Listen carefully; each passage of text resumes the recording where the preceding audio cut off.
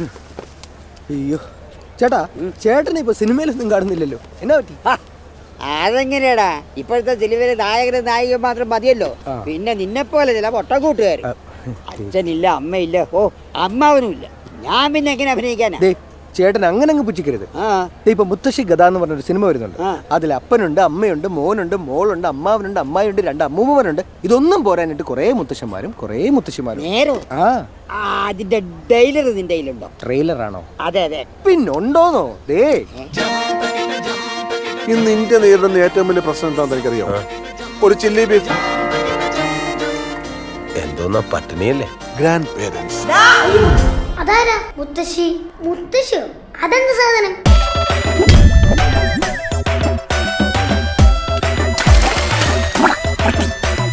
സിബി സാറിന്റെ അമ്മ ഇത്ര കുഴപ്പക്കാരിയാണോ? ആണോന്നോ? നിനക്ക് എവിടുന്ന് കിട്ടണം എങ്ങനത്തെ ഒരു തള്ളേനെ? നിന്റെ തള്ളേലടാ, അനുഭവിക്ക്. ഈ തള്ളക്ക് ഭ്രാന്താ. എന്ത് പറഞ്ഞാലും എന്റെ അമ്മ, എന്റെ സമാധാനം. എനിക്കും ഉണ്ട് ഇതൊക്കെ. ഭാര്യ സമാധാനം തരുന്നേക്കാൾ കൂടുതൽ എന്ത് ഭാഗ്യമാണ് ഒരു ആണിന് വേണ്ടത്? എന്നെ കൊണ്ടൊന്നും പറയിപ്പിക്കരുത്.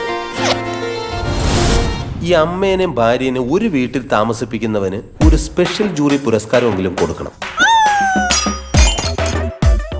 താൻ ഫൂലൻ ദേവിയുടെ ആത്മകഥ വായിച്ചിട്ടുണ്ടോ? ഇല്ല സർ. എന്നൊന്ന് വാങ്ങി വായിക്കണം. അവർ പാവമായിരുന്നു ഇത് വെച്ച് നോക്കുമ്പോ. ഇത് കൊള്ളാലോടാ. അല്ല, ഇതിൽ നിന്നെ കണ്ടില്ലല്ലോ. നീ ഇതിലില്ലേ? ഇല്ല. എന്തു പറ്റി? ഡേറ്റ് ഇല്ലായിരുന്നു.